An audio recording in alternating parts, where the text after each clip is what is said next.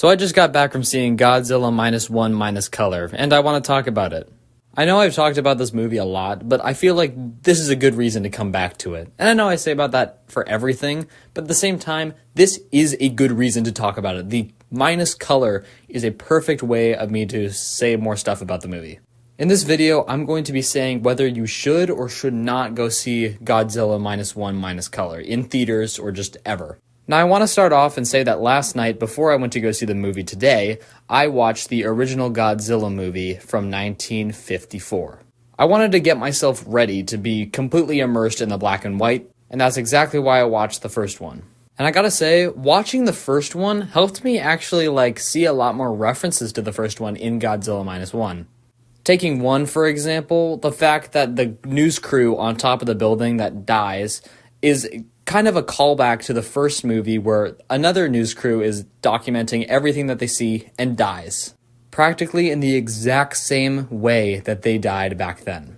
But getting back to minus color, I was a little worried that this time it was actually going to disappoint me. I've seen Godzilla -1 3 times before going to see this. This would have been my 4th time, and I hate to say it, but I was a little nervous that it just wasn't going to be the same.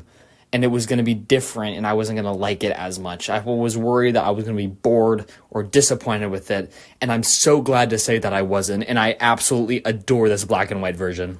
I think there was a lot to go wrong with this one, but it didn't whatsoever. They went back in and made sure that the lighting was perfect on each of these shots. And from seeing it the day previously, it really reminded me of the first movie. It felt like I was seeing the first movie on the big screen, but just updated. And it was an entirely new experience going to see Godzilla -1. And that's something that maybe it won't be for everybody.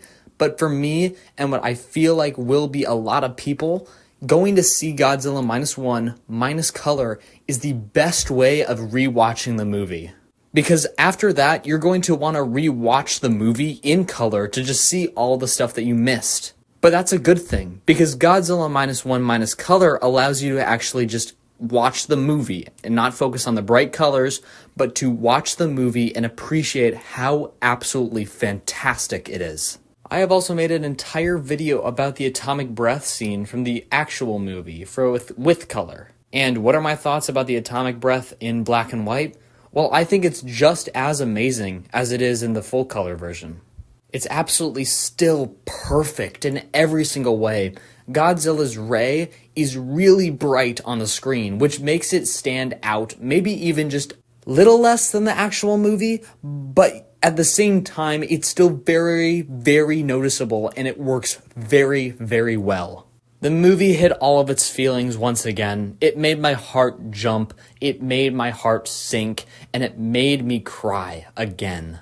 It took me through the emotions of me seeing it the first time and had it brought anew. But at the same time, I'm still watching an excellent movie that I can come back here and report to you is a fantastic use of your money to go watch the movie in black and white. Godzilla -1 minus color is definitely something that you should see in theaters while you have the chance. And if you don't have the chance and are unable to, I really hope that you can see it one day when it maybe comes out to streaming. I applaud Godzilla -1. I think it's very, very deserving of best visual effects in a movie, which, if you haven't heard, is actually nominated for that for the Oscars, which means that the Oscars are actually doing something right. And I will be rooting for this movie more than I have any other movie in the past, for it to win, and to show that it actually is worth a lot more than maybe a lot of people have looked at it as.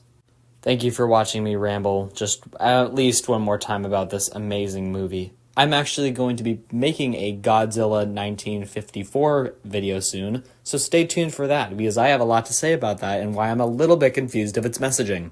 Thank you, everybody. I'm enchanted. Bye.